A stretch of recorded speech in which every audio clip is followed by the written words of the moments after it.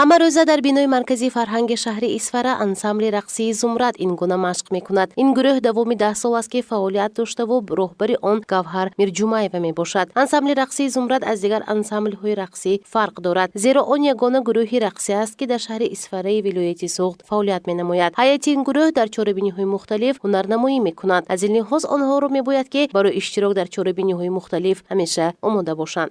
نبود هیچ وقت در исфара این خل گروه دخترها رقص میکرده.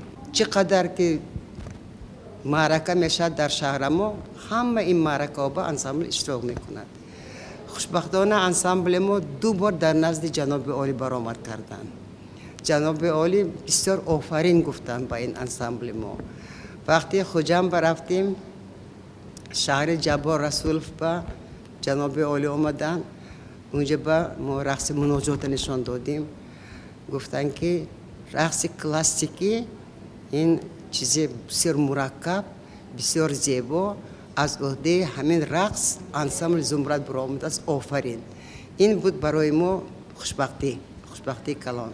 исфара یکی از شهرهای محسوب می‌یابد که مردمش با عرف و عادت و عنعنه‌های به خود خاص معمول است. در اینجا دید و برخورد اهالی نیز مقایسه با دیگر شهرها تفاوت دارد. تشکیل نمودن انسامبل رقصی در چنین محیط کاری ساده و آسان است. گوهر میرجمایو میگوید که اگر دریافتید نفران بالای قد یک طرف مسئله باشد، راضی نمودن والدین دختران مسئله اساسی بوده است. باورهای مردم نمیگذاشت که آنها فرزندان خود را به گروهی رقصی شامل نمایند. نوبسته از همه مشکلات‌ها و monеахо گروه رقصی تأسیس یافت. به انسامبل زمرد نام گذاشته شد و امروز سالیانی زیاد است که در قطار دیگر صنعتکاران انسامبل فعالیت دارد. بسیار میخواستم که پدر مادران شهر исфара ما و من باور کرده فرزندشان مانند. یک دخترای بسیار قابلیتشان بلند بسیارند، اما منتالیت شهر ما نمیمانند. نمیدونم با چی عقیده حاضرش با کمک شرایط ما وزنیم. من با نزدیکی رئیس شهر ما آمدن دیدن، بعد فرمان دادن، گفتن که تماما تالاری که انسامبل کار میکند با پورگی با چیزی که در کاری همش مهیا کنیدن، اینا باید که کار کنند. ما کن پایده شدیم که کرده میشن. دوامی سالهای فعالیت هیئت انسامبل زمرد زود عوض میشد. امروز بیشتر از 80% رقاصگان این گروه عوض شدند. رقصیده نیفیادووا یکی از نفرانی است که در آغاز فعالیت انسامبل یعنی از سال 2010 تا امروز هنرنمایی میکند. او میگوید که با وجود تحصیل منتظم در هیئت این انسامبل هنرنمایی دارد. رقصیده минбаъд نیز میخواهد در صحنه ها هنرنمایی نماید. طولی 10 سال میشود که در این انسامبل کار و فعالیت میکنم. سال 2016 مرا گوهر میرجمایو و کالج صنعتی به نام صادرخان حافظ پیشنهاد کرده بردم. داخل شدم. آرزو دارم که مثل گوهر میرجمایو در نقشه های خود دارم که مثل گوهر میرجمایو فعال باشم. برعکس این حالت مدامین و سبینه در آینده میخواهد که از روی اختصاص خودش کار و فعالیت نماید. او دانشجو بوده در کورس یکم تحصیل میکند و گفته نام برده بعد ختم دانشگاه احتمال انسامبل را ترک نماید.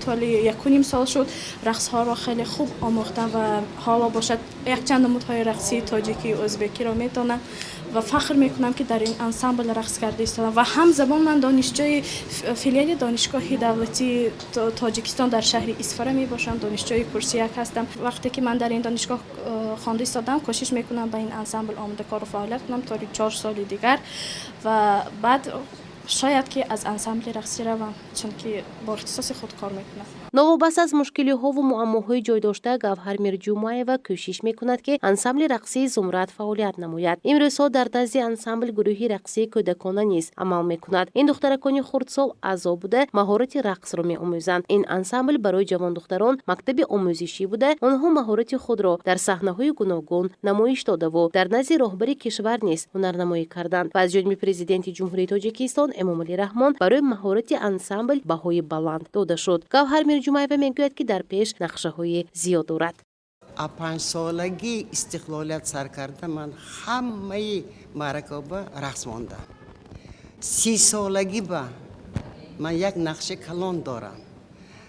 انشاءالله اگر همون روز به من رسم و همین باید که من صحنه با همین آرزوهایم برآورده خلقم بنشان دید. در جامعه ما برخی از مردم به رقص نظری منفی دارند، ولی با تاکید گوهر میرجمعی و این از خود هنرمند وابسته است. والدان فرزندان را با باوری به گوهر میرجمعی و واگذاشتند و او در مناسبت با آنها جدی و سرطلب است. امید است که انسامبل رقصی زمرد با تهیه نمودن نمودهای مختلف رقص در شهر اسفاره فعالیت داشته و منباعد نیز در صحنه‌های هنری خود را نشان دهد. گزارش پروین احرار و نادری نسیمزاد برای برنامه اطلاعاتی پیام روز.